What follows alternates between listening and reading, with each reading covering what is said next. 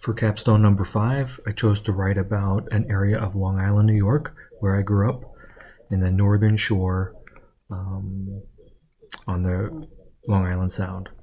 As time has gone on, the beaches have changed dramatically in my lifetime. The biggest change I have observed is the shrinking areas in which there are available each beach due to the erosion and damage from a few big storms, namely Hurricane Sandy.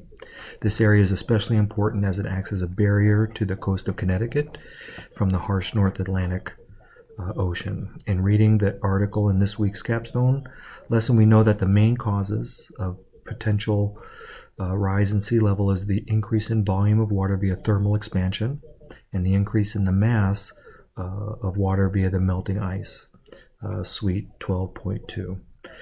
Circulation, winds, and heat and salinity of the ocean water all play a part in this happening. The sea level rise in the northeast is due in part from the Gulf Stream forces being applied to that region, as well as the disruption to the natural circulation due to the increased volume. Suite 12.5.4. 2012, the U.S. Geological Survey study, we learned that in 2010, 39% of the U.S. population live near the coasts, and that population is expected to increase by 8% by 2020.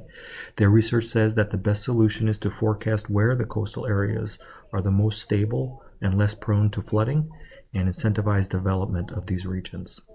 In an area from Virginia to Maine, researchers have found that more than 70% of the Atlantic coast has the capacity to change and accommodate the next several decades. The best solution, according to their report, is not to attempt to modify the existing coastline, but to identify those areas that can handle the increased sea level and promote those areas that are best suited to adapt to human and natural communities.